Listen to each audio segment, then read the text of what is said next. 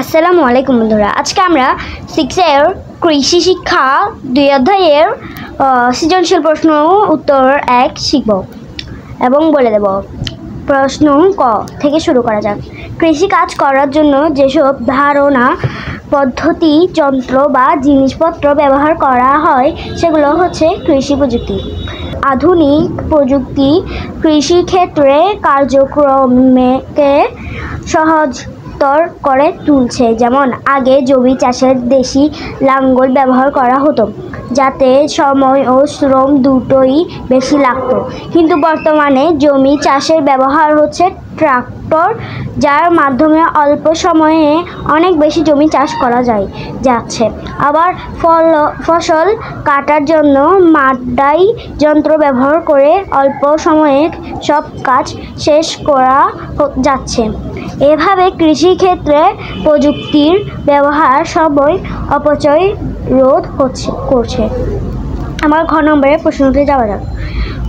কসিমপুর গ্রাম একটি আধুনিক কৃষি প্রযুক্তি নির্ভর গ্রাম। এর মানে এই গ্রামে কৃষকরা তাদের কৃষিকাজে প্রতিটি ধাপে আধুনিক কলাকৌশল ব্যবহার করে চাষাবাদ করে থাকে।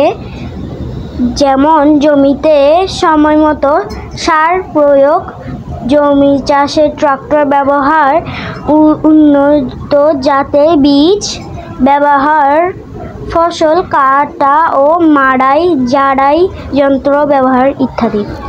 কৃষিকাজ আধুনিক এবং প্রযুক্তি ব্যবহার ফলে এই গ্রামে কৃষকরা ফসল চাষের প্রতিটি ক্ষেত্রে প্রতিটি নিয়মাবলী যথাযথভাবে অনুসরণ করতে সক্ষম হচ্ছেন, যা ফসল চাষ করে সর্বোচ্চ ফলন লাভের মূল বিষয়। কাশিমপুর গ্রামে কৃষকদের বেশি ফলন লাভের কারণ এটাই।